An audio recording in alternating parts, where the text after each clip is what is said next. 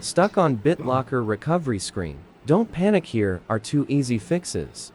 This happens when your system security settings change. Let's fix it step by step. Method 1. Use recovery key. Now go to another computer or phone. Then go to aka.ms/myrecoverykey. Log in with your Microsoft account. Find your recovery key using the key ID shown on your screen.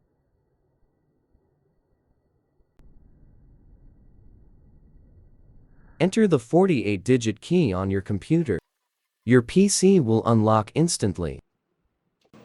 Method 2. Enable secure boot.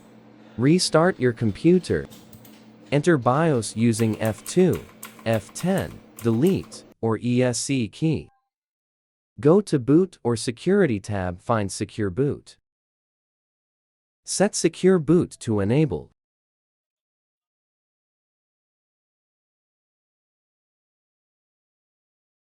Save and exit. Now, your computer should boot normally.